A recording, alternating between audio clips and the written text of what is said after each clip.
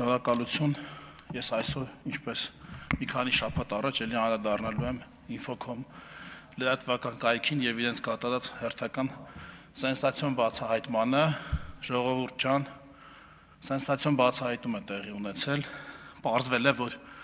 ազգային ժողովում ընդունված օրենսդրական նախաձեռնությունների 87%-ը Հայաստանում գալիս է կառավարությունից։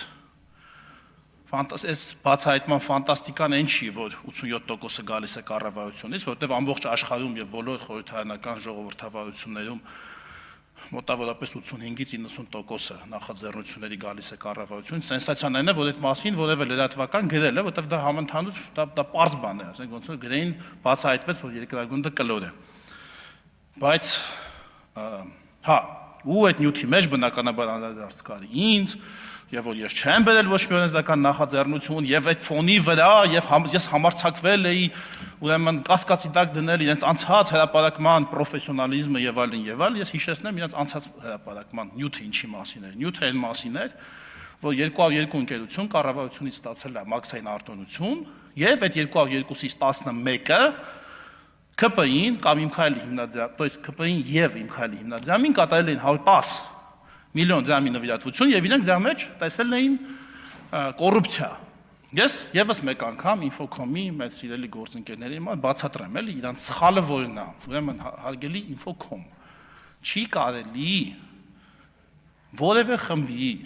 5%-ի պահվածքը կապել այդ խմբի ընդհանուր մի որևէ հատկանիշի հետ, հասկանում եք։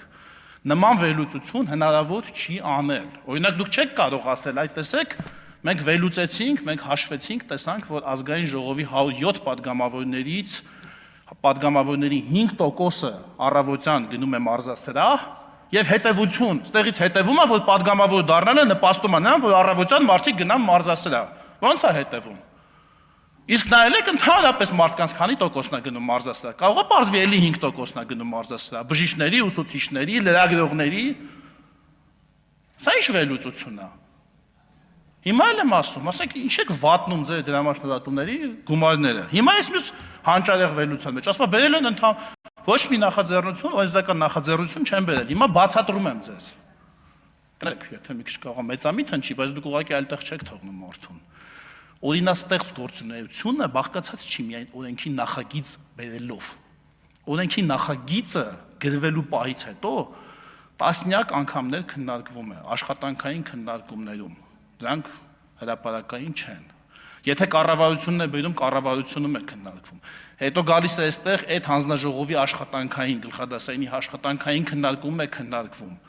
1000 անգամ դա դնում, վերցվում, քննարկվում, հետո ֆրակցիայում է քննարկվում։ Այդ օրենքի վերջնական բովանդակության վրա ազդում են պատգամավորների բանավոր եւ գրավոր առաջարկները։ Ընդունվելու եւ չընդունվելու վրա ազդում է յուրաքանչյուր պատգամավորի արտահայտած կարծիք ֆրակցիայի նիստում եւ վերջ այս բոլոր էտապները անցնելուց հետո է որ վերջում օրենսդրական ձեր ասած նախաձեռնությունը վերջում դառնում է օրենք։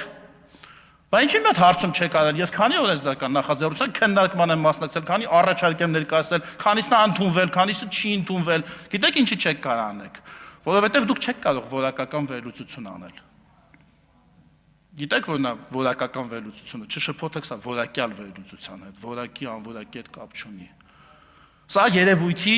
պատճառները եւ դրդապատճառները ուսումնասիրող վերլուծությունն է եւ ոչ թե ուղղակի թվեր իրար հետ համեմատող, ինչպես որ դուք եք արել։ Եթե չեք կարողանում անել որակական վերլուծություն, արեք քանակական վերլուծություն, բայց քանակական վերլուծության ենթակա նյութի հետ։ Ոչ թե որակական վերլուծության նյութի հետ արեք քանակական վերլուծություն եւ արեք որակական հետեւություն։ Եվ կրկնում եմ, մի մսխեք ձեր դրամաշնորհատուների գումարները, Եվրամիության, ԱՄՆ-ը եւ որոշ չափով էլ Հայաստանի հարկատուների փողերը։